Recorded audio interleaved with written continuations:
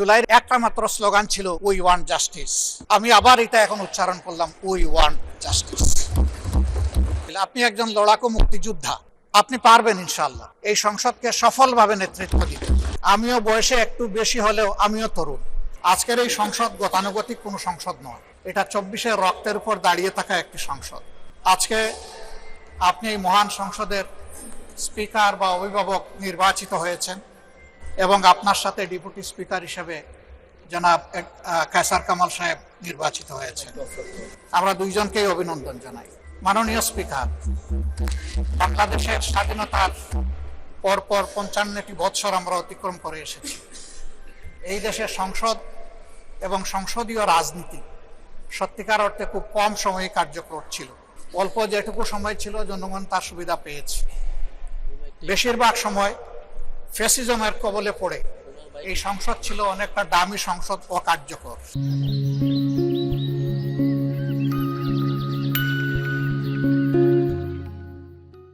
এবং আপনি যে বিরল সম্মানে আজকে ভূষিত হয়েছেন, এই জায়গায় অভিভাবকত্বের দায়িত্ব যারা পালন করেছেন অতীতে, তারা নিজের উপর, সংসদের উপর, দেশবাসীর উপর, গণতন্ত্রের উপর, মানুষের অধিকারের উপর তারা সুবিচার অনেকেই করতে পারেননি। আমরা আশা করি আপনার এই অভিভাবকত্বের জায়গা থেকে, আপনি যদিও একটা দল থেকে নির্বাচিত হয়ে সংসদে এসেছেন, কিন্তু ইতিমধ্যেই আপনি ঘোষণা দিয়েছেন যে আপনি জাতীয়তাবাদী দলের স্থায়ী কমিটির সদস্য পদ থেকে পদত্যাগ করেছেন। এখন আপনি সকলে, আমরা মনে করি আপনার কাছে সরকারি দল এবং বিরোধী দল আলাদা কিছু হবে না।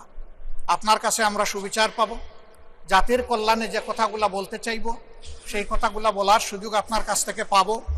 আপনার নেতৃত্বে এটি একটি গতিশীল সংসদ হবে, এটা আমরা আশা করতে চাই। আমরা আশা করতে চাই অতীতে যে মন্দ নজির সৃষ্টি হয়েছে বিভিন্ন সময়, এটি নতুন করে আর হবে না। আজকের এই সংসদে অনেক তরুণ সদস্য এখানে আজকে এসেছেন। আমিও বয়সে একটু বেশি হলেও আমিও তরুণ। আমার জীবনে এটা প্রথমে এই সংসদে ঢুকা, সুতরাং আমিও তরুণদের একজন।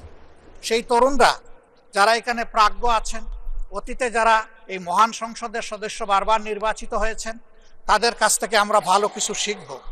আমরা অতীতের সংসদগুলোতে দেখেছি এখানে দেশের মানুষের কল্যাণ বিবেচনায় আলোচনা না হয়ে মানুষের চরিত্র হননের জন্য এখানে বিপুল সময় ব্যয় করা হয়েছে। আমি আপনাকে বিনীতভাবে অনুরোধ করব, এই সংসদ যেন কারো চরিত্র হননের কেন্দ্রে পরিণত না হয়। আপনার কাছ থেকে কেউ সামান্যতম সুযোগও যেন এই ব্যাপারে না পায়।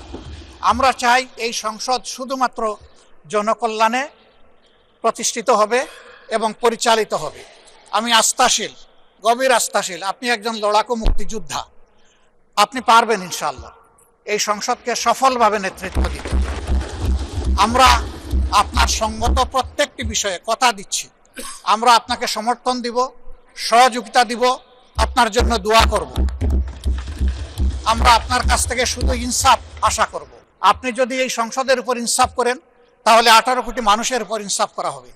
কারণ রাষ্ট্রের গুরুত্বপূর্ণ 3টি অঙ্গের একটি হচ্ছে সবচেয়ে গুরুত্বপূর্ণ অঙ্গ।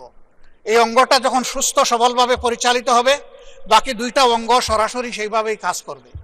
মাননীয় স্পিকার, আবারও বলি, জুলাইয়ের রক্তের উপর দাঁড়িয়ে এই সংসদ, জুলাইয়ের একটা প্রত্যাশা ছিল, একটা মাত্র স্লোগান ছিল উই ওয়ান্ট জাস্টিস। আমি আবার এটা এখন উচ্চারণ করলাম, উই ওয়ান্ট জাস্টিস।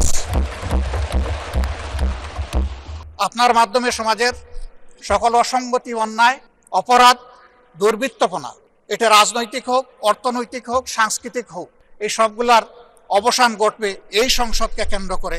এই প্রত্যাশা ব্যক্ত করে আমি আপনার সুস্বাস্থ্য, দীর্ঘ হায়াত কামনা করছি এবং সফল নেতৃত্ব আমি কামনা করছি, যে আপনি অভিভাবক হিসাবে ইনশাআল্লাহ সফলভাবে নেতৃত্ব দিবেন। আল্লাহ হাফিজ। আসসালামু আলাইকুম রহমতুল্লাহ।